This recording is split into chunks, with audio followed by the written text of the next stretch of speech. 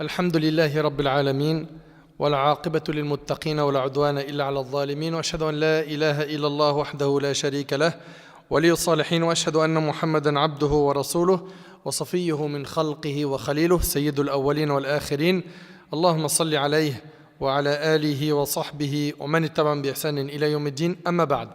Mes chers frères et sœurs, aujourd'hui avec l'aide d'Allah Tabarak wa Ta'ala, notre thème est le comportement du prophète Muhammad sallallahu alayhi wa sallam.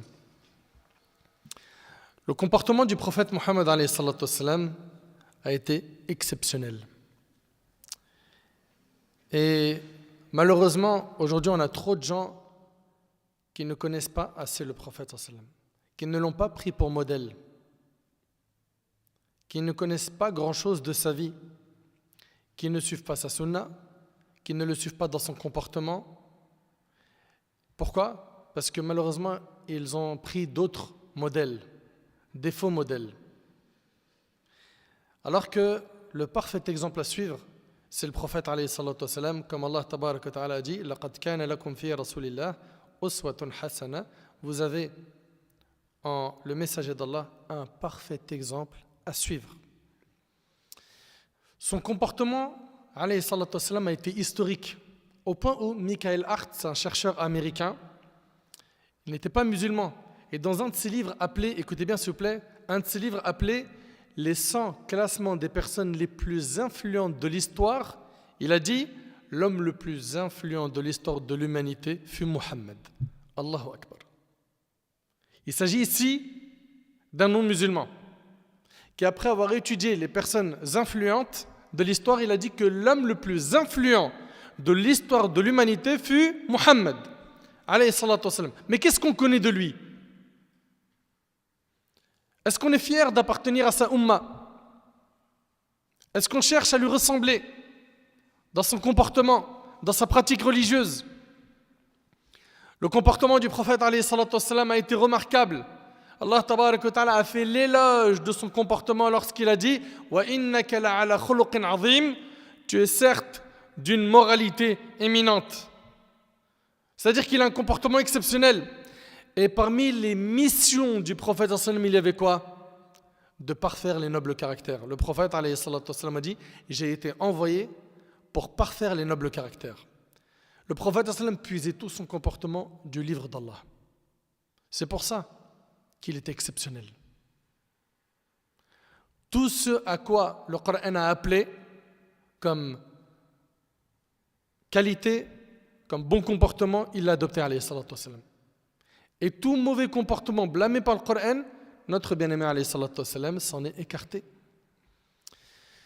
Lorsqu'on interrogea sa femme Aïcha radiallahu anha, l'épouse du prophète sallallahu alayhi wa sallam, au sujet du comportement du prophète sallallahu alayhi wa sallam, elle répondit au questionnaire « Ne lis-tu donc pas le Coran ?» Il répondit « Bien sûr que si ». Elle dit alors « Le comportement du messager d'Allah était le Coran ». Et c'est rapporté par Muslim. C'est-à-dire quoi ? C'est-à-dire qu'il a mis en pratique ce qu'il y a dans le livre d'Allah. D'où le fait que c'était le meilleur homme qu'Allah tabaraka wa ta'ala a créé. L'exemple parmi les humains. L'exemple parmi les humains. L'imam al-Tabarani rahimahullah a rapporté d'après Safiya bint Huyay, qui fait partie des mères des croyants, une épouse du prophète sallam, qui témoigne « Je n'ai vu aucune personne ayant un comportement aussi parfait que le messager d'Allah. » alayhi salatu wa sallam. Par Allah, son comportement était non seulement exemplaire, mais en plus de cela, personne n'a eu un comportement comme le sien. Son comportement, je vous le dis, je le répète, a été exceptionnel. Héraclius, l'empereur byzantin, il a été impressionné par le comportement du prophète sallallahu alayhi wa sallam lorsqu'Abu Sufyan lui en a parlé.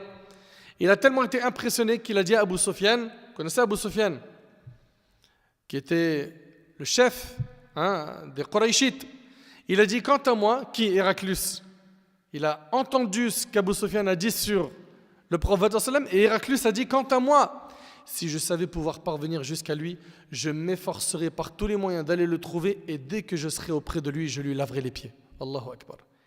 Et ça, c'était une marque de respect, de laver les pieds des gens. Et il comprit que le prophète sallallahu alayhi wa sallam était capable d'éradiquer la corruption sur terre, qu'il a enseigné les nobles caractères. Mes frères et sœurs, je vous rappelle qu'aujourd'hui, il y a environ 2 milliards de musulmans sur terre qui disent La ilaha illallah. Tout ça, c'est par quoi? Par la da'wah du prophète, alayhi salatu wassalam, par son magnifique comportement. Lorsque les premiers commerçants musulmans sont entrés en Asie, ils ont impressionné les gens par quoi? Al-akhlaq al-hasana, par les bons comportements, par les nobles caractères. C'est-à-dire qu'il se pouvait qu'un commerçant dise « N'achète pas chez moi aujourd'hui, j'ai bien vendu, va plutôt acheter chez mon frère. » Ou bien, la qualité que j'ai aujourd'hui dans ma marchandise n'est pas au point, elle n'est pas top, va chez mon frère, il vend une marchandise de meilleure qualité. C'était des comportements qui étaient impressionnants. Subhanallah. Dans le cas où tu n'aimes pas pour ton frère ce que tu aimes pour toi-même, tu n'es pas considéré comme un véritable croyant. Et eux, ils ont été comme ça. Qui? Nos ancêtres, les pieux prédécesseurs. Les gens se sont tellement posé de questions sur le comportement du prophète, sur cette religion magnifique, qu'en 2020, c'est les statistiques que j'ai pu avoir sur le net, je n'ai pas réussi à avoir plus récent, en 2020, on a environ 229 millions de musulmans en Indonésie, 200 millions de musulmans au Pakistan, 213 millions de musulmans en Inde, 153 millions de musulmans en Bangladesh, et j'en passe. Et tout ça, c'est le fruit de quoi? Du comportement du prophète, alayhi salatu wassalam. Subhanallah, aujourd'hui, les musulmans représentent environ un quart de la population mondiale. Je ne sais pas si vous imaginez. Et si l'islam s'est propagé autant, c'est par le bon comportement. Et j'insiste vraiment sur ce point. On a un trésor entre nos mains qui est l'islam, et hélas, peu de gens l'exposent comme il le faut. Pourquoi? Parce que ce trésor-là, ils n'en connaissent même pas sa valeur. Ils n'en connaissent pas sa valeur.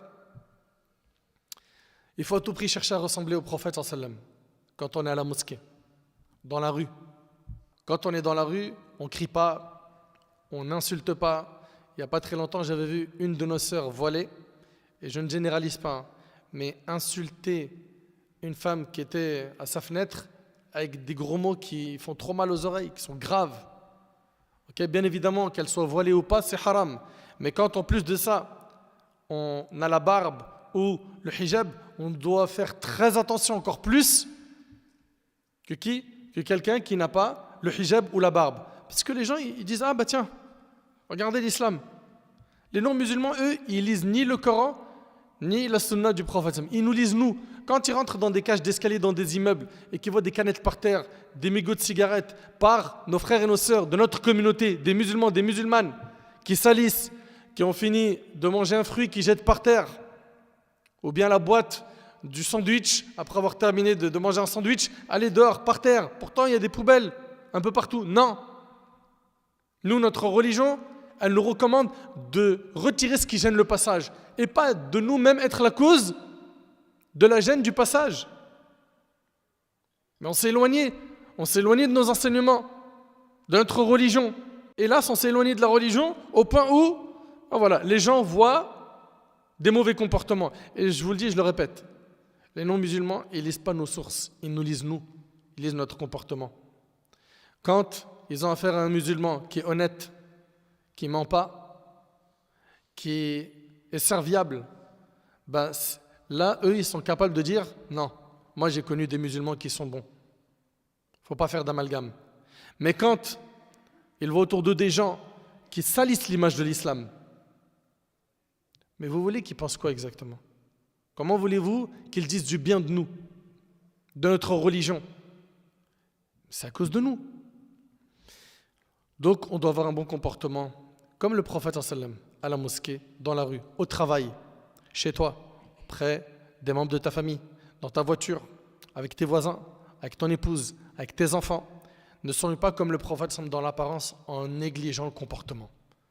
Ils sont super contents, les frères, quand ils ont la sunna extérieure. Ils disent alhamdulillah, maintenant j'ai la lihya, j'ai la barbe, je porte le qamis, je mets des vêtements amples, je vais à la mosquée. C'est très bien, qu'Allah te récompense.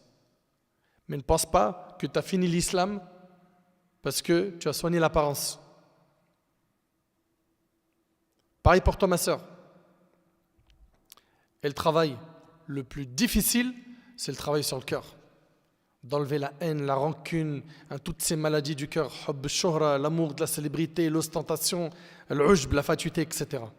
Sachez, et je le répète, qu'en tant que musulman, on a une grande responsabilité sur le comportement qu'on laisse voir. On n'a pas le droit d'être irréprochable dans la mosquée et catastrophique dehors. C'est pas normal. Le musulman, il doit avoir un bon comportement partout. Et ce thème-là, qui est le comportement du prophète, j'ai envie de le commencer. Vous savez par quoi? Par le comportement du prophète alayhi salatu wassalam, envers ses ennemis. Vous êtes d'accord avec moi que quand quelqu'un il a des ennemis, son envie souvent c'est quoi? C'est de leur faire du tort, du mal, de se venger. N'est-ce pas? Le prophète alayhi salatu wassalam, il s'est fait insulter, calomnier. On a calomnié son épouse Aïcha radiyallahu anha. On lui a acheté des pierres, on l'a combattu. Et leur rêve à l'époque, c'était de tuer le prophète alayhi salatu wassalam.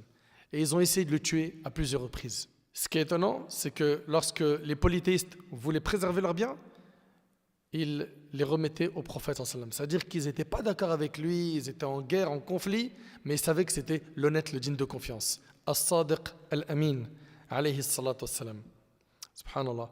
Non seulement ils n'étaient pas d'accord avec lui, mais en plus de cela, ils l'ont combattu lui et ses compagnons. Et les histoires sont nombreuses, c'est ce qu'il a subi Bilal radiyallahu anhu, la famille de Yasir, et j'en passe. L'histoire témoigne que lorsque le prophète alayhi salatu wassalam a voulu émigrer, quitter la Mecque pour aller à Médine, il a laissé Ali ibn Abi Talib radiyallahu anhu derrière lui. Vous savez pourquoi? Pour rendre les dépôts à leurs ayants droit. On lui avait confié des biens. Il a dit à Ali, toi tu restes pour rendre les dépôts. Subhanallah, il ne s'est pas dit, on est en conflit, je pars, ils m'ont fait du tort à moi et mes compagnons, allez, on prend leurs biens et on va à Médine. Non. Et ça montre l'honnêteté du prophète sallam. Ça montre à quel point il avait un excellent comportement. Concernant sa miséricorde, Allah tabaraka wa ta'ala, notre Seigneur, notre Maître, Allah nous informe que le prophète sallam était une miséricorde pour toute l'humanité. Il dit Azza wa Jal, wa ma arsalnaka illa rahmatan lil alamin. Nous ne t'avons envoyé que comme miséricorde pour l'univers. Le prophète sallam a été envoyé comme miséricorde pour l'univers. Et chaque prophète, à l'époque, il était envoyé à son peuple spécifique. Mais le prophète sallam a été envoyé pour toute l'humanité. Et notre religion, l'islam, est un message universel. Ce n'est pas un message dédié aux Arabes comme le pensent certains. Certains disent l'islam c'est la religion des Arabes. Faux. Le plus grand pourcentage de musulmans, il est en Asie. Vous vous trompez. Et puis dans notre religion, il n'y a pas de différence entre un blanc et un arabe, entre un riche et un pauvre, si ce n'est par la piété. Allah subhanahu wa ta'ala dit dans le Coran, Inna akramakum indallah atqakum. Le plus noble parmi vous est le plus pieux. Le meilleur d'entre nous, c'est qui? C'est le plus pieux. Il n'y a pas chez nous dans la mosquée, le premier rang il est réservé aux riches, les pauvres ils sont au fond. Non, ils sont mélangés. Pareil pour le pèlerinage. Quand ils font le pèlerinage, ils sont tous habillés avec le même vêtement. C'est vrai ou pas? Qu'ils soient riches ou pauvres, gouverneurs ou gouvernés. Et comment est-ce qu'ils vont se distinguer auprès de leur Seigneur? C'est par la piété, par la pureté de leur cœur, par le fait qu'ils adorent leur Seigneur comme il le faut. Sa miséricorde et son pardon furent encore plus grandioses lorsqu'il entra à la Mecque en conquérant et en victorieux. Lorsque le prophète sallam a conquis la Mecque, il est rentré avec 10 000 hommes. Et je vous rappelle que les Mecquois l'ont combattu, ils l'ont insulté, ils l'ont calomnié, ils l'ont fait énormément de tort à lui et ses compagnons. À ce moment, l'histoire s'arrêta pour examiner ce qu'allait faire Mohammed alayhi salatu wassalam de ceux qu'il avait combattus pendant 20 longues années. Ce jour-là, des musulmans pensèrent qu'il allait enfin pouvoir se venger et dire, qu'est-ce que certains musulmans disent? Ils ont dit, ce jour est un jour de lutte sanglante. C'est-à-dire aujourd'hui, le jour de la conquête de la Mecque, ça va être une tuerie. Ça va être un jour de vengeance. Le prophète alayhi salatu wassalam, il a dit non, ce jour est plutôt un jour de clémence. Et il s'agit de gens, je le répète, qui lui ont fait beaucoup de tort à lui et à ses compagnons. Ensuite, il se tint face aux vaincus en disant « Ô habitants de la Mecque, que pensez-vous que je vais faire de vous aujourd'hui ?» Je vous rappelle qu'ils lui ont fait beaucoup de tort. Et ils répondirent « Du bien, car tu es un frère généreux, fils d'un frère généreux. » Et le prophète sallallahu alayhi wa sallam reprit, il a dit « Je vais vous dire ce que Youssouf avait dit à ses frères. » Le prophète Youssouf. Vous connaissez le prophète Youssouf? Le prophète Joseph. Il a dit « Je vais vous dire ce que Youssouf avait dit à ses frères. Pas de récrimination contre vous aujourd'hui. Allez-vous-en, vous êtes libres. » Il a tout fait pour que la conquête de la Mecque se fasse de la manière la plus pacifique possible. Subhanallah. L'histoire témoigne de son comportement. Thumama ibn Uthalin était le fournisseur de grains de blé de la Mecque. Quand il s'est converti à l'islam, il a dit aux habitants de Quraysh, plus aucun grain de blé ne vous parviendra jusqu'à ce que le prophète l'autorise. Et pendant cette période, le prophète il est en conflit avec les Qurayshites. Suivez bien. Les Qurayshites demandèrent au prophète le suppliant par ses liens de parenté d'envoyer un message à Thumama afin qu'il leur envoie de quoi manger, et le prophète le fit. Donc ils sont en conflit, le prophète et Quraysh, qui ont fait du tort aux musulmans, et regardez bien, Quraysh va demander au prophète de demander à Thumama de leur envoyer des grains de blé pour qu'ils continuent à quoi? À se nourrir. Et le prophète il ne s'est pas dit on est en guerre, on ne vous donne rien, vous ne mangerez pas, mourrez de faim. Non. Il a dit à Thumama on va leur à manger. Mais qui se comporte comme ça aujourd'hui avec ses ennemis? Qui? Aïcha radhiyallahu anha, elle rapporte ce passage de la vie du prophète qui a été très douloureux pour lui, c'est lorsqu'il est parti à Taïf. Le prophète a connu beaucoup de difficultés à la Mecque, puis il quitte la Mecque et il va à Taïf. D'accord? Il va dans la ville de Taïf. Et il reste plusieurs jours à Taïf, et là-bas, il a souffert encore plus qu'à Mecca. On lui a acheté des pierres, ok? Ils lui ont envoyé des voyous pour le chasser, et le prophète alayhi salatu wassalam a enduré de grandes épreuves. Et soudainement, en levant sa tête, il a vu un nuage dont l'ombre l'enveloppa, et en regardant, il a vu l'ange Gabriel. L'ange Gabriel l'appela et lui a dit « Allah a bien entendu ce qu'a proféré ton peuple contre toi et la façon dont ils t'ont traité. Alors il t'a envoyé l'ange des montagnes. » L'ange me salua et me dit, donc ici c'est l'ange des montagnes, il a salué le prophète alayhi salatu wassalam, et il lui a dit « Oh Mohammed, Allah a bien entendu ce qu'a proféré ton peuple contre toi. Je suis l'ange des montagnes. Et Allah m'a envoyé vers toi pour que j'exécute l'ordre que tu me donneras. Car si tu veux, je peux les recouvrir des deux montagnes. » Donc l'ange des montagnes, il dit au prophète, si tu veux, je les engloutis. Qui? Le peuple de Taïf avec les deux montagnes qui les entourent. Là, le prophète, on lui a acheté des pierres. Ils se sont très mal comportés envers lui. Et est-ce qu'il va dire à l'ange, engloutis-les, venge-moi, débarrasse-moi d'eux? Regardez sa réponse. Il va dire non. Non quoi? Ne les engloutis pas. Non car de leur descendance. J'espère qu'Allah fera sortir des personnes qui l'adorent seules sans rien lui associer. C'est rapporté par le Bukhari. Allahu Akbar. C'est-à-dire, subhanallah, imagine-toi, tu as quelqu'un qui te fait du mal avec tous les habitants de sa ville et que tu te retrouves dans cette situation où tu peux te venger. L'ange des montagnes te dit, si tu veux, je les ai engloutis. Et tu lui dis non, eux ils sont peut-être mauvais, mais moi j'ai espoir en leur descendance. Peut-être que dans leur descendance, il y a des gens qui vont adorer Allah sans rien l'associer. Ne leur fais pas de mal. Allahu Akbar. Wallahi al-azim, c'est impressionnant. Et regardez avec moi le comportement du prophète en temps de guerre. En temps de guerre, de manière générale, les bons comportements sont inexistants. Il n'y a plus de principe. Le prophète, en se dirigeant vers Badr pour combattre, il avait besoin d'un grand nombre de personnes.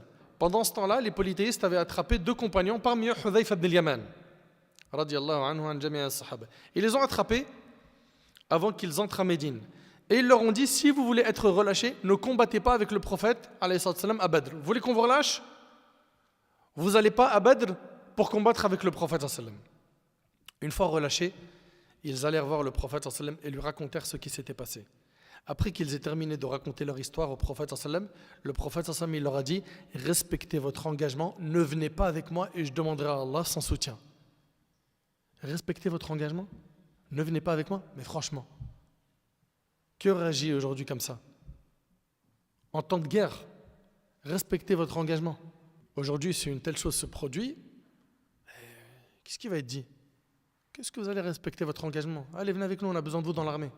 Mais le prophète il a dit, respectez votre engagement et je demanderai à Allah son soutien. Allahu Akbar. Le prophète il a fait ça alors qu'il avait grand besoin de beaucoup de monde avec lui dans l'armée. Subhanallah.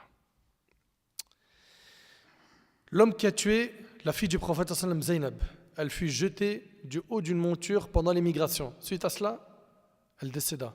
Cet homme s'appelait Aswad. Plus tard, il embrassa l'islam. Il est parti voir le prophète. Le prophète, il a accepté sa conversion et il lui a pardonné. Le prophète, alayhi salatu wassalam, et j'aimerais que vous méditez sur ce qui arrive, il a invoqué Allah pour Omar, qui était un ennemi de l'islam. Mais il a également invoqué pour qu'Allah guide qui? Abu Jahl. Écoutez avec moi ce hadith. At-Tirmidhi, rahimallah, il rapporte avec une chaîne de transmission authentique selon Abdullah ibn Umar radiyallahu anhu, le prophète a dit: Oh Allah, fais triompher l'islam par celui que tu aimes le plus parmi ces deux hommes, Omar ibn Khattab ou Abu al-Hakam, Amr ibn Hisham, c'est-à-dire Abu Jahl. T'imagines que le prophète il fait dua pour qu'Allah guide Abu Jahl ou Omar ibn Khattab? Mais c'est impressionnant. C'est-à-dire qu'ici, il s'agit d'ennemis et le prophète il va faire dua pour eux. Mais on n'a pas ce réflexe. Nous, quand on voit des gens qui sont mauvais ou qui parfois ils vont faire du tort à la Ummah, la première chose c'est qu'Allah le maudisse, qu'Allah l'extermine. Alors que le prophète, quand on regarde dans sa sunna, effectivement, il lui est arrivé de maudire des gens. Mais quand on regarde dans la globalité de sa vie, est-ce qu'il a plus maudit que faire des du'as pour qu'Allah guide les gens? Il a plus demandé à Allah subhanahu wa ta'ala de guider les gens que de les maudire. Regardez, At-Tufayl ibn Amr al-Dawsi, il va appeler son peuple à l'islam, puis après il va voir le prophète sallallahu alayhi wa sallam, il lui dit: Daws a péri, maudis-les. Et le prophète sallallahu alayhi wa sallam, il dit: Allah mahdi Daws wa'ti bihim. Allah guide Daws et ramène-les vers nous. Thaqif, maudis-les. Il dit: Allah guide Thaqif et ramène-les vers nous. Vous voyez? On lui dit: maudis Thaqif. Il dit: oh Allah guide Thaqif et ramène-les vers nous. Et regardez dans ce hadith qui est rapporté par Bukhari et Muslim, subhanallah. Il est vraiment impressionnant, wallahi. C'est Ibn Mas'ud radiyallahu anhu, il a dit: je revois encore le messager d'Allah alayhi sallam nous raconter l'histoire d'un prophète parmi les prophètes, que la paix soit sur eux tous. Son peuple l'avait frappé. Donc il y avait un prophète qui a été frappé au point de le faire saigner. Et en essuyant le sang de son visage, regardez ce qu'il dit le prophète. Il disait: oh Allah, pardonne à mon peuple car ils ne savent pas.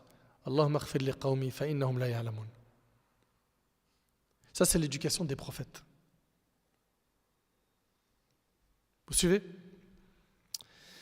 Subhanallah. Allahumma ighfir li qawmi fa innahum la ya'lamun. Et d'ailleurs, je tiens à signaler une chose. Nous aujourd'hui, on fait partie du décor de ce pays. Je dis nous les musulmans. Nos parents, quand ils sont venus il y a quelques années, beaucoup d'entre eux, ils pensaient qu'ils allaient travailler un petit peu et retourner au bled. Et ils avaient l'intention de faire ça. C'est vrai ou pas? Beaucoup d'entre nos anciens, nos parents, quand ils sont venus il y a quelques années, ils avaient l'intention de bosser, travailler un peu, et après retourner dans leur pays d'origine. Mais ils sont restés. Puis après, il y a eu plusieurs générations qui ont vu le jour, qui sont nées en France. Entre autres, nous. Et nous, aujourd'hui, qui faisons partie du décor dans ce pays, on n'est pas là, en France, avec de la haine, avec de la rancune. Non. Nous, on est là avec de la miséricorde, avec de l'amour, avec du respect. On veut le bien pour tout le monde, n'est-ce pas? Mais hélas, aujourd'hui, c'est un constat amer. Il y en a beaucoup parmi nous qui montrent une mauvaise image de l'islam. Dans Sahih al-Imam al-Bukhari, Muslim Jabir radiyallahu anhu a dit: nous étions avec le messager d'Allah sallallahu alayhi wa sallam à Dhat al-Riqa'. Étant parvenus à un arbre à l'ombre dense, nous y laissâmes le prophète sallallahu alayhi wa sallam. L'un des idolâtres arriva alors que le sabre du prophète sallallahu alayhi wa sallam était accroché à l'arbre. Il le dégaina et dit: as-tu peur de moi? Imagine-toi, le prophète sallallahu alayhi wa sallam, il est allongé sous un arbre, il a accroché son sabre, et il y a quelqu'un qui dégaine son sabre et qui lui dit: est-ce que tu as peur de moi? Le prophète sallallahu alayhi wa sallam lui a dit non. Regardez cette confiance en béton qu'il a en Allah subhanahu wa ta'ala. Et l'homme lui a dit: qui te protège de moi? Il a dit: Allah. Et dans une autre version, le sabre tomba alors de sa main et le prophète sallallahu alayhi wa sallam a saisi le sabre et lui a dit à son tour: qui te protège de moi? Là maintenant c'est le prophète qui est en position de force. Qu'est-ce qu'il a dit? Cet homme il a dit: sois le meilleur preneur, sois gentil avec moi. Mais il y a 2 minutes, tu as dégainé le sabre sur le prophète sallam. Sois le meilleur preneur. Il dit non, mais je te promets de ne plus te combattre. Il lui rendit sa liberté. Quand l'homme revint à ses compagnons, il leur a dit: je reviens à vous de chez le meilleur des gens. Vous entendez? Subhanallah. À Khaybar, une femme juive offrit au prophète sallam une épaule de mouton empoisonnée. Le prophète sallam, une fois informé, décida de la laisser en vie. Et il ne s'est pas vengé alors que ses compagnons étaient déterminés à la tuer. Alors, il ne s'est pas vengé quand ça l'a touché lui, mais après, quand un autre parmi les compagnons a mangé de cette épaule empoisonnée et qu'il est mort, à la fin, elle a été tuée. Mais quand ça a touché le prophète qui était, attention, le gouverneur des musulmans, le chef d'État, il ne s'est pas vengé. Mais aujourd'hui, vous imaginez un chef d'État, on lui empoisonne la nourriture et il sait qui a fait ça? Est-ce qu'on imagine son sort? Subhanallah. Anas ibn Malik radiyallahu anhu. Et regardez comment ce hadith. En fait, tous ces textes nous montrent le tempérament du prophète, son comportement, comment c'était quelqu'un d'exceptionnel.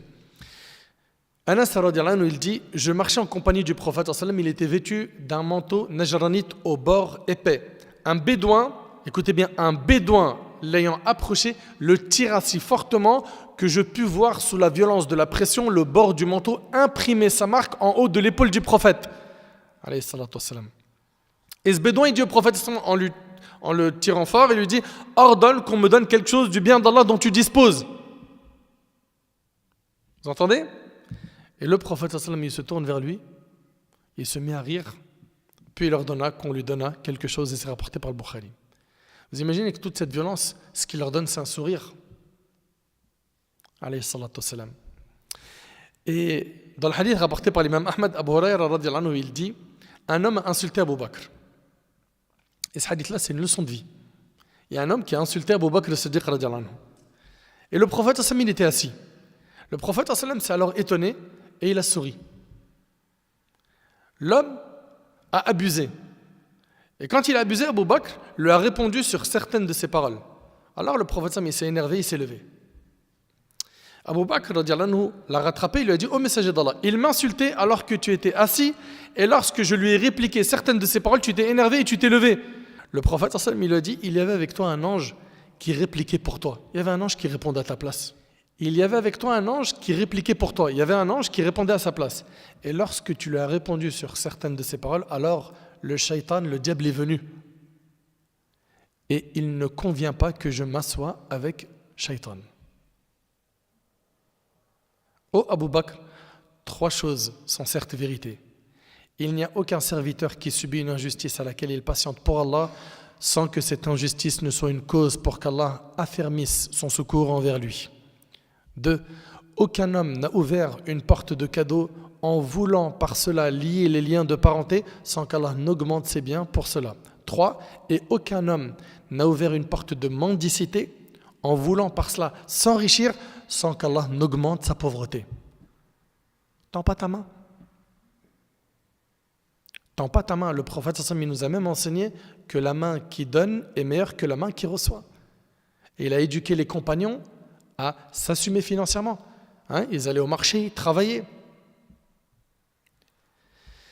Je vous rappelle que le comportement du prophète il a été historique. Aujourd'hui, malheureusement, on cherche à acquérir de nobles valeurs, un excellent comportement en s'écartant du meilleur modèle qu'Allah il a envoyé. Le prophète Mohammed, le premier à avoir appelé au bon comportement avec les enfants, avant même l'UNICEF, fut le prophète.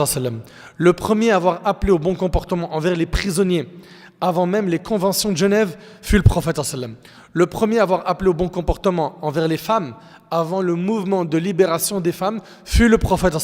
Le premier à avoir appelé aux droits de l'homme, avant même la déclaration des droits de l'homme et du citoyen en 1789, fut le prophète. Le premier à avoir recommandé la libération des esclaves avant la déclaration universelle des droits de l'homme en 1945 à New York, fut le prophète. Le premier à appeler aux droits des animaux avant même l'association Greenpeace et WWF fut le prophète. C'est notre exemple. Et la question est, est-ce qu'on connaît tous ces textes et est-ce qu'on a cherché à être comme lui? Il s'agit de notre exemple. Est-ce qu'on a cherché à lui ressembler dans le comportement? Regardez comment il était envers les non-musulmans. Alayhi salatu wassalam. Il était juste et équitable. Lorsqu'il arrivait à Médine, il a rédigé, comme vous le savez, dites-moi, un pacte avec les Juifs. Et dans ce pacte, il y avait quoi? Qu'ils avaient à se gérer économiquement, qu'ils avaient la liberté de culte, et le vivre ensemble existait depuis le Nabi alayhi salatu wassalam. Nous, on sait très bien comment vivre avec des concitoyens qui ne sont pas musulmans. Ok? Et on a un respect pour ceux qui nous entourent. Peu importe leur religion, n'est-ce pas? Nous respectons nos concitoyens et on n'a aucun problème avec le vivre ensemble. Anas ibn Malik rapporte qu'un garçon juif au service du prophète tomba malade. Et le prophète, il va le visiter. C'est un enfant juif qui tombe malade. Et le prophète, il va le visiter. Il va prendre de ses nouvelles. Ils entrèrent chez lui, donc le prophète et les compagnons, pendant que son père était assis à son chevet. Le prophète, il lui dit de dire la parole du tawhid, la ilaha illallah, afin d'intercéder en sa faveur le jour du jugement.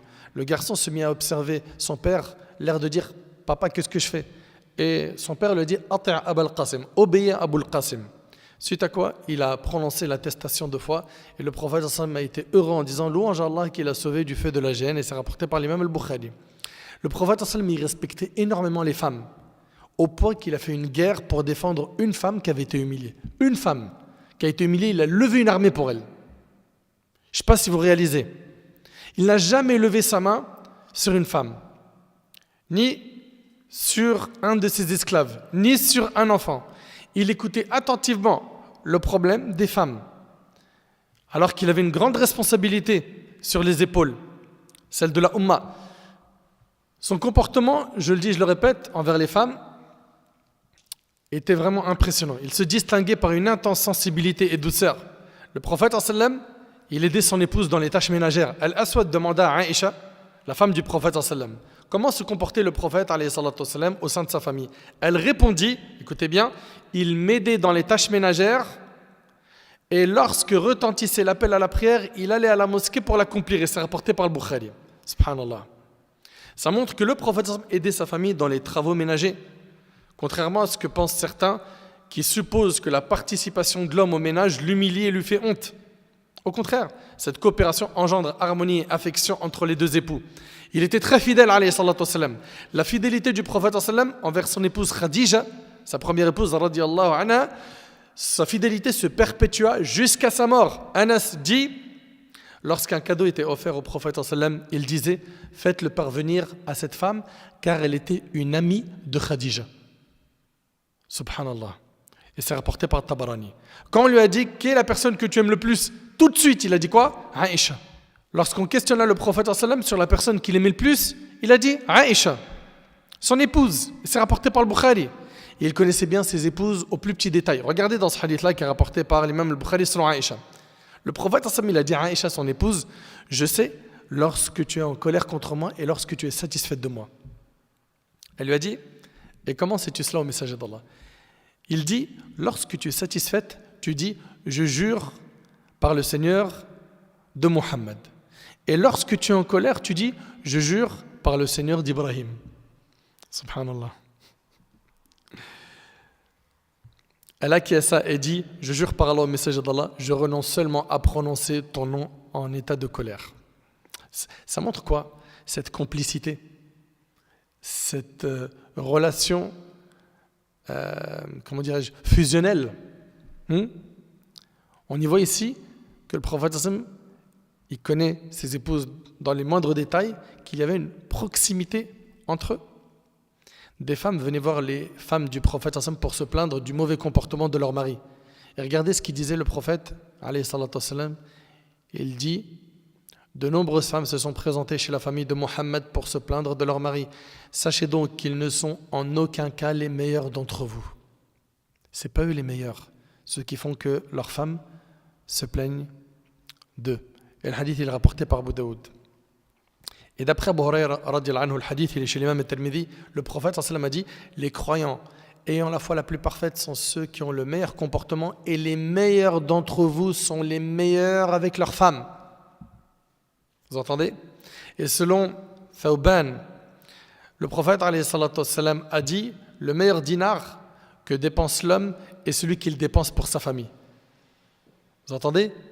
C'est-à-dire la meilleure dépense financière que tu fais, c'est celle que tu fais pour ta famille. Celui qu'il dépense pour sa monture consacrée au service d'Allah et celui qu'il dépense pour ses compagnons au service d'Allah rapporté par Muslim. Et on entend par famille, bien sûr, sa femme et ses enfants. Et selon Ibn Abbas, le prophète sallam, il a dit l'homme qui donne de l'eau à boire à son épouse est récompensé. Et c'est rapporté par Ahmed. Et Al-Arbad ibn Sariya, c'est un compagnon du prophète sallam, après avoir entendu ce hadith, il allait voir sa femme, lui donner à boire et l'informa de ce qu'il avait entendu du messager d'Allah. Et le prophète sallam, il a dit même que la bouchée de nourriture que tu mets dans la bouche de ta femme, tu as des récompenses. Subhanallah. Et d'après Aïcha radiyallahu anha, elle dit j'accompagnais le prophète sallam dans un de ses voyages alors que j'étais encore une jeune fille mince. Puis le prophète sallam, dit aux gens avancez. Ils avancèrent, puis il m'a dit viens faire la course avec moi. T'imagines un peu? Je ne sais pas si tu réalises. Le prophète sallam qui trouve du temps pour un divertissement bien encadré, pour un moment de détente avec son épouse. Je ne sais pas si on réalise. Lui qui était le chef des musulmans, l'imam, celui qui enseigne aux gens, celui qui répond aux questions, il trouve du temps pour dire à sa femme, viens on fait une course. Et aujourd'hui, il y a des gens qui se marient et qui, en rentrant de plus en plus dans le din, dans la pratique religieuse, ça y coupe tout loisir et tout divertissement bien cadré. Avec son épouse, avec sa famille, avec ses enfants. Pourquoi? Pour quelle raison? Je me souviens même que j'avais reçu un coup de fil. Franchement, ça m'avait trop choqué. Un frère, il m'a dit que voilà, ça se passait pas bien dans son couple parce qu'il parlait peu dans son couple. Je dis pourquoi? Il m'a dit parce que le prophète, il a dit celui qui croit en Allah et au jour dernier, qui dise du bien ou qui garde le silence. Je lui dis d'accord. Et il me dit moi je parle pas à la maison. Je lui dis tu parles pas du tout. Il me dit je parle pas. Je lui dis donc toi tu crois que quand on parle c'est soit pour dire un verset ou un hadith ou on se tait. Je dis mais prends de ses nouvelles, demande-lui comment la journée a été, sa fatigue, ses projets, parle avec elle des soucis qu'elle a. Mais c'est pas possible. Et lui il croyait que quand on parle c'est soit pour dire un verset, un hadith ou rien. Non, tu as le droit aussi de parler pour prendre de ses nouvelles, savoir comment elle va. C'est incroyable quand même de devoir expliquer ça aux gens. On voit ici que le prophète sallam, il a fait une course avec sa femme. Et nous, il faudrait aussi qu'on trouve du temps. Pourquoi? Pour faire décompresser madame. Que ce soit dans une sortie, dans un parc ou dans un endroit pour manger un petit bout. Ok? Toujours que ce soit cadré au niveau du djinn. Et voilà, de cette manière-là, ça renforce les liens entre vous, ça fait changer d'air et on en a tous besoin. Subhanallah. Ça me rappelle le hadith de Uthman ibn Mad'un où sa femme, elle était avec Aïcha et le prophète, il était étonné de s'en laisser aller au niveau de son apparence. Et en fait, l'épouse de Uthman, elle a dit en fait que son mari, c'est quelqu'un qui jeûne le jour et qui prie la nuit. En 2 mots, il n'a pas le temps pour elle. Et le prophète, il a convoqué Uthman ibn Mad'un, il lui a dit est-ce que tu te détournes de ma sunna? Pourquoi? Parce qu'il n'accorde pas de temps à son épouse. Il lui a dit non, c'est ta sunna que je recherche. Et le prophète, il lui a expliqué qu'il fallait donner le temps, le droit à chaque chose. Tu vas donner le droit à ton Seigneur, le droit à ton corps, tu vas te reposer, tu vas faire du sport, etc. Tu vas donner le droit à ta famille en les visitant, en restant avec eux. Donc le prophète, il a fait la course avec elle. Et dans cette course-là, c'est Aïcha qui a gagné. Dans un autre voyage, le prophète, il a dit aux gens avancez. Et là, Aïcha avait pris du poids. Il a dit viens faire la course avec moi. Et cette fois-ci, le prophète a gagné la course. Il riait en disant cette fois, c'est la revanche. Et c'est rapporté par Ahmed. De plus, le prophète, il aimait l'accompagner de son épouse lors des invitations. Et il refusait si jamais l'hôte n'admettait pas sa femme avec lui. Anas raconte que le prophète, il avait un voisin persan qui faisait des délicieux mets, des bons repas. Ce voisin préparait un plat pour le prophète, le convia à sa table. Le prophète, il a dit et mon épouse? Il lui a dit non. Le prophète, il a décliné l'invitation. Il l'a invité une deuxième fois. Il lui a dit et mon épouse? Il lui a dit non. Il a décliné l'invitation. Troisième fois. Et mon épouse? Il lui a dit oui. Il a dit à son épouse viens avec moi. Il a pris avec elle Aïcha. et ils sont partis répondre à cette invitation. On voit qu'il y avait quoi? Cette proximité, je le répète, avec ses épouses. Okay? Bien évidemment, ce n'est pas interdit à ce que l'homme, de temps en temps, il se retrouve avec ses amis, pas de souci. Okay? Que ce soit un cercle qu'entre frères, ou que les sœurs entre elles s'organisent pour faire une rencontre entre elles, pas de problème. Mais on voit que le prophète, il aimait quoi? Qu'il y ait cette proximité avec ses épouses, qui sont tout le temps ensemble, qu'ils partagent un maximum de moments ensemble. Anas radiyallahu anhu a dit, une femme dit au prophète, ô messager d'Allah, j'ai besoin de toi. Le prophète lui répondit, ô mère d'un tel, emprunte le chemin que tu souhaites, je te suivrai pour résoudre ton problème. Après cela, le prophète s'en alla et se concerta avec elle en privé jusqu'à ce qu'elle n'ait plus besoin de son aide. Et c'est rapporté par Bukhari Muslim. On voit donc que le prophète il a respecté les femmes. Et l'islam a valorisé les femmes. Et l'islam a valorisé les femmes. La femme à l'époque des Arabes, elle n'avait pas de droit. Et l'islam est venu lui donner énormément de droits. En tant que mère, elle a été valorisée. Le paradis se trouve sous les pieds des mères. En tant qu'épouse, tu complètes la moitié de ta religion quand tu te maries, n'est-ce pas? C'est ce qu'a dit le prophète sallam. C'est que quand tu te maries, tu as quoi? Fais la moitié de ta religion. Tu t'imagines? En tant qu'épouse, le prophète il a dit le meilleur d'entre vous, c'est le meilleur avec sa femme. En tant que fille, elle a été valorisée. Celui qui a 3 filles ou 2 filles, elles sont un bouclier contre l'enfer pour le papa, s'il les éduque bien.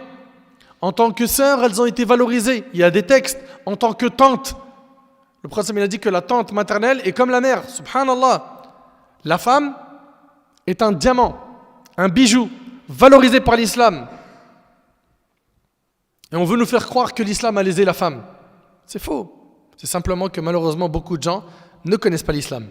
Le comportement du prophète envers les mamans et envers les ignorants. Subhanallah. Une autre preuve de la miséricorde et la tendresse du prophète ce hadith qui est rapporté par Bukhari Muslim. Le prophète dit, je débute la prière en groupe en ayant l'intention de la prolonger. Donc le prophète il prie en groupe, vous suivez ou pas? Et il a l'intention de prolonger la prière. Mais lorsque j'entends les pleurs d'un enfant, j'allège ma prière pour ne pas tourmenter sa mère. C'est-à-dire il a l'intention de prier longtemps la prière en groupe. Il a derrière lui des gens, des fidèles, des hommes, des femmes. Mais quand il entend un bébé pleurer, il allège la prière. C'est-à-dire quoi? Au lieu de prolonger la prière dans la récitation, il va l'écourter pour que la maman ne souffre pas par les pleurs du bébé, par les pleurs de l'enfant. Allahu Akbar. Vous connaissez probablement le hadith du bédouin. Un bédouin ignorant des prescriptions islamiques, il a uriné dans la mosquée. Et à l'époque, il faut comprendre que la mosquée n'avait pas de tapis. Okay? C'était de la terre. Donc le bédouin, il ne sait pas, il ne connaît pas les règles, il rentre, il urine. Les compagnons se sont empressés pour le blâmer. Et le prophète il a dit, laissez-le terminer. Et dans le laissez-le terminer, il y a énormément de sagesse. Premièrement, s'ils se précipitent vers lui, ils vont lui faire peur. Ils vont faire peur à cette personne-là. Et ça, ce n'est pas une bonne chose. Également, il y a le fait qu'il se peut qu'à la fin, par peur, il court et qu'il n'ait pas terminé d'uriner et qu'il salisse plus d'un endroit. On voit en fait que dans le message du prophète, laissez-le, ne l'empêchez pas, il y a beaucoup de sagesse. Et regardez le prophète, qu'est-ce qu'il a fait? Dès qu'il a terminé d'évacuer, de finir son urine, il lui a dit, il n'est pas convenable de faire dans les mosquées ce genre d'action comme uriner ou répandre toute autre impureté. Les mosquées ont au contraire été érigées pour évoquer Allah, prier et lire le Coran. Vous savez, l'homme il a tellement été touché par le comportement du prophète qu'il a dit, oh Allah, fais miséricorde à Muhammad, ainsi qu'à moi et à personne d'autre. Et le prophète m'a dit, Allah ne m'a pas envoyé aux gens pour leur rendre la vie difficile ou pour souhaiter leur perte. Allah m'a plutôt envoyé en tant qu'enseignant et pour rendre aux gens la vie facile rapportée par Muslim. Nous, on a comme objectif de faciliter les choses pour les gens. Ok? De ramener les gens vers la vérité avec un bon comportement, avec sagesse et de ne pas faire fuir. Malheureusement, il y a trop de gens qui font fuir. Il y a trop de gens parmi nous, malheureusement, qui font fuir. Au lieu de rendre les choses faciles, il complique tout. La sœur de lait du prophète sallam, Shaima, la fille de Halima Sa'diya, elle le retrouva après environ 60 ans. Il l'a honoré, il lui a fait des cadeaux. Comment il était avec les enfants? Regardez avec moi, méditez avec moi sur ce hadith qui est vraiment impressionnant. Sahl ibn Sa'ad, il rapporte que le prophète a reçu quelque chose à boire. Il en but et à sa droite se trouvait un jeune homme. Ce jeune homme, c'était Abdullah ibn Abbas. Et à sa gauche, des personnes âgées. Il dit au jeune homme, me permets-tu de donner d'abord à boire à ceux-ci? Vous savez que il est recommandé quand on va servir un récipient ou quelque chose, on commence par la droite. Ok? À droite, il y a Abdullah ibn Abbas qui est jeune. D'accord? C'est un jeune homme. Et à gauche, il y a des personnes âgées. Normalement, ici, le prophète, il commence par qui? Par sa droite, on est d'accord ou pas? Mais le prophète, il voit Ibn Abbas, puis il voit ici des compagnons qui sont d'un certain âge, et il demande la permission à Ibn Abbas, est-ce que tu m'autorises à leur donner à boire eux d'abord? Je ne sais pas si vous réalisez. Le prophète, il lui demande la permission, est-ce que tu m'autorises à leur donner à boire à eux d'abord? Franchement, entre nous, qui aujourd'hui se comporte comme ça avec nos jeunes? Vous imaginez la considération que le prophète lui a donnée, le respect qu'il lui a donné, alayhi salatu wassalam. Et regardez, subhanallah, Ibn Abbas, il a dit, non, par Allah, jamais je ne laisserai à quelqu'un l'honneur de boire après toi. Le prophète sallam lui a mis le récipient entre ses mains. Et c'est rapporté par Bukhari Muslim. Franchement, qu'est-ce qu'un adulte aujourd'hui l'aurait fait? Bon, toi, à la fin, Rakzrir, t'es petite, commence pas, hein. Eux d'abord, s'il reste, on te donne quelque chose. Regardez, subhanallah, le prophète sallam, impressionnant. Il lui demande son avis, est-ce qu'il peut donner à gauche d'abord ou pas? Puis après, il respecte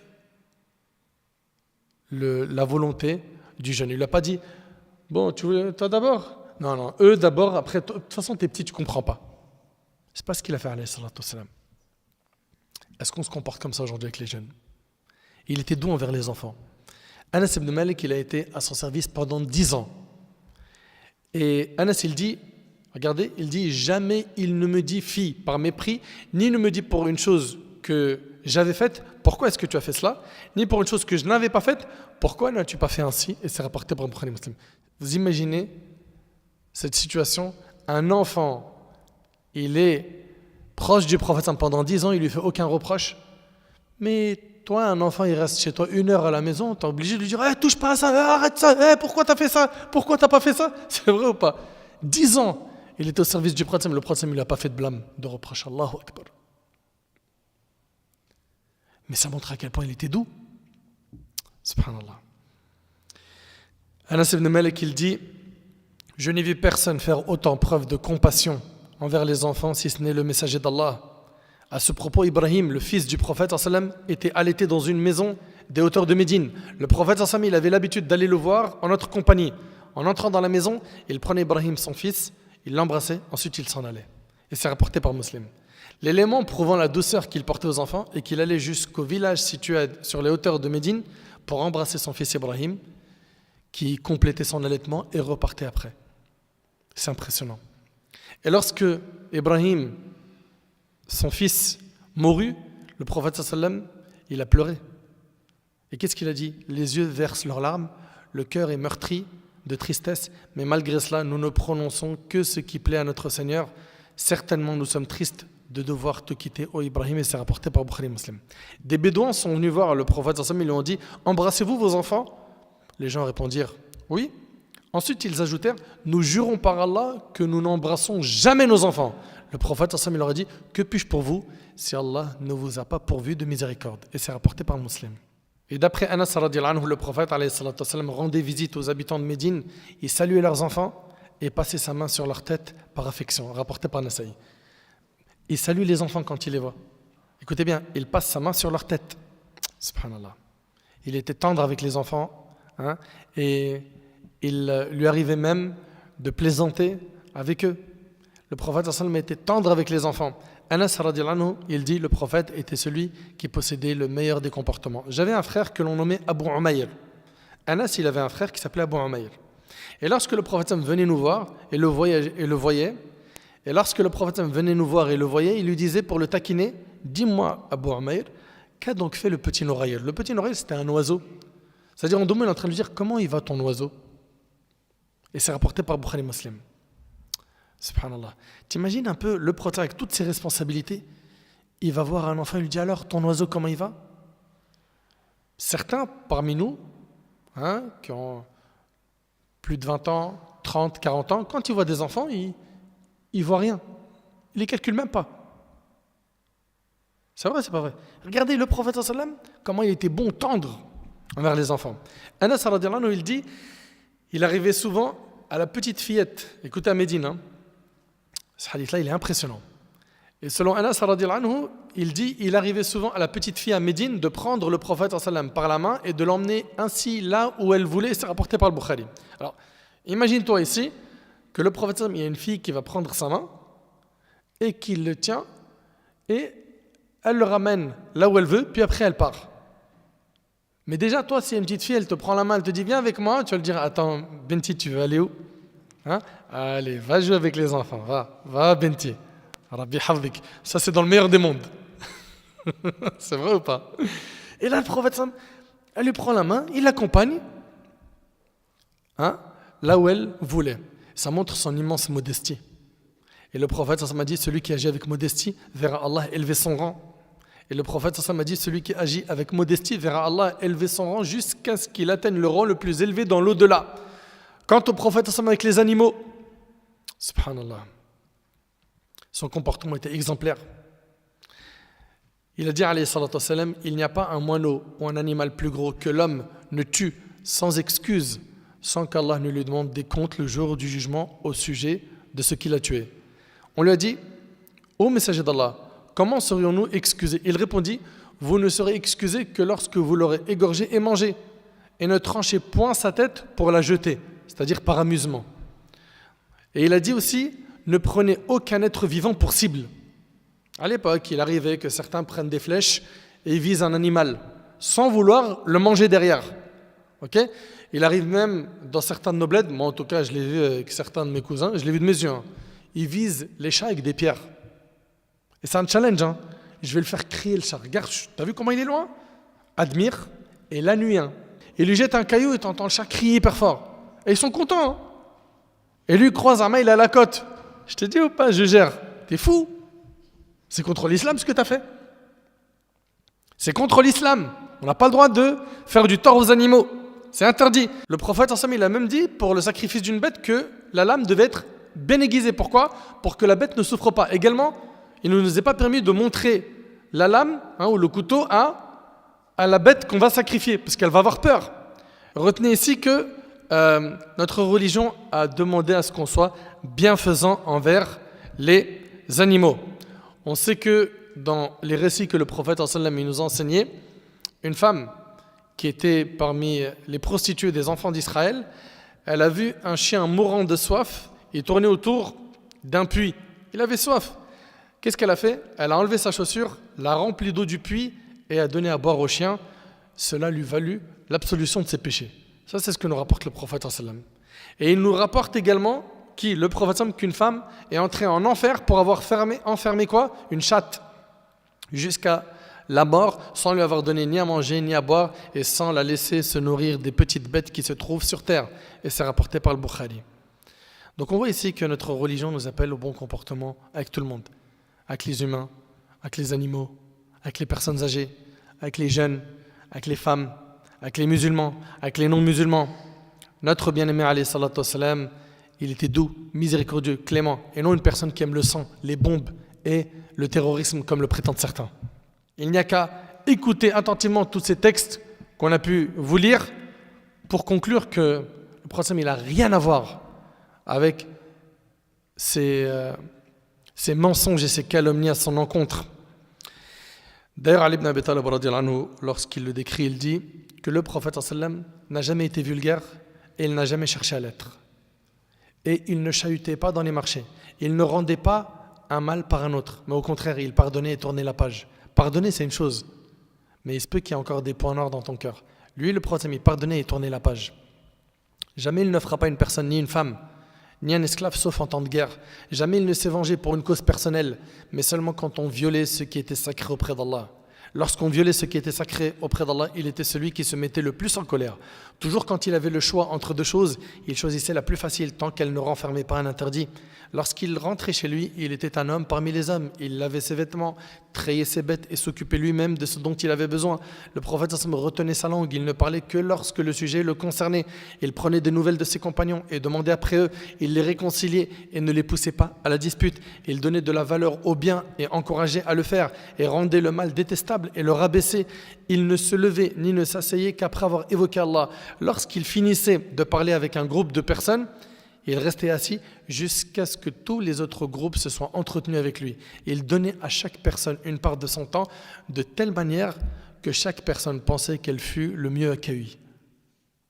C'est impressionnant. Il répondait à la personne par ce qu'elle désirait ou par une douce parole.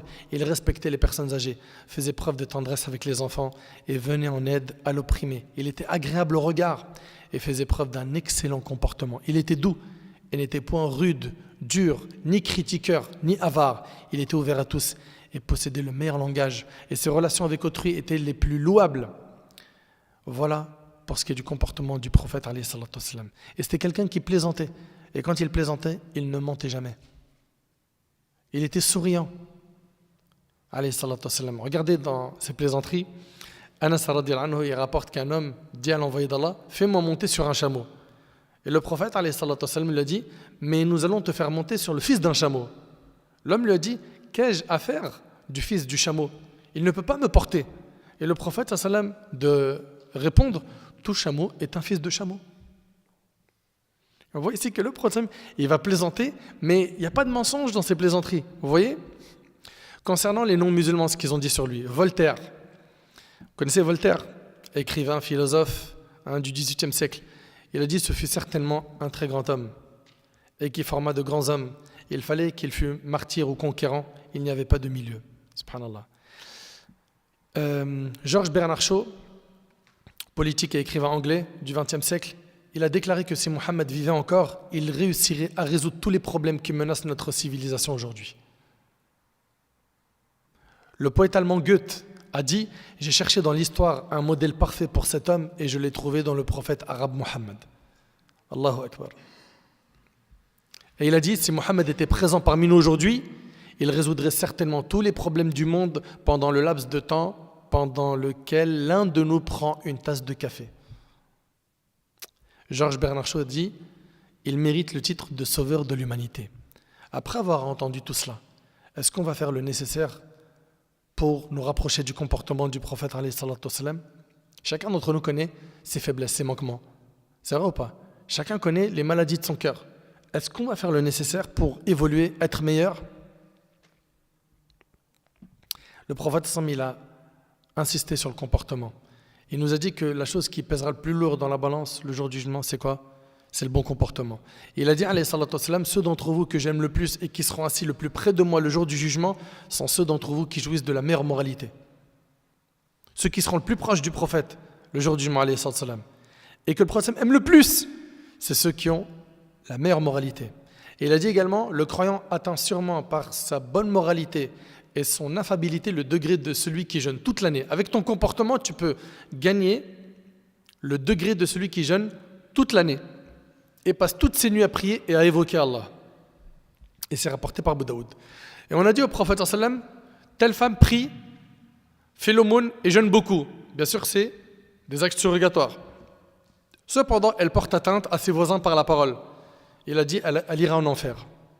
Il a dit, elle ira en enfer. Subhanallah. Elle fait beaucoup d'adoration, mais elle a un mauvais comportement avec ses voisins. Il a dit, elle va en enfer. On lui a dit, telle autre femme prie et jeûne peu et ne donne comme aumône que des morceaux de lait caillé, mais elle ne fait aucun tort à ses voisins. Il a dit, elle ira au paradis. Et le hadith, il est rapporté par Ahmed. Et le prophète, il nous a parlé de ceux qui vont faire faillite le jour du jugement. Ceux qui vont faire faillite ne sont pas ceux qui ont perdu leur argent et leurs biens. Non, c'est ceux qui vont venir le jour du jugement. Ils ont prié, ils ont jeûné, ils ont fait l'aumône, ils ont fait plein de bonnes actions. Mais à côté de ça, ils ont fait quoi? Des injustices, du tort aux gens. Ils ont insulté des gens, ils ont frappé des gens, ils ont pris les biens de certains injustements, qu'est-ce qui va se passer? Ils vont devoir réparer ces injustices commises avec leurs bonnes actions. Ils vont rembourser avec leurs bonnes actions. Et si jamais en remboursant les victimes, il n'a plus de bonnes actions, on prendra à ce moment-là les péchés des victimes pour le mettre dans son compte, puis il sera jeté en enfer. Faites attention de ne pas faire faillite le jour du jugement.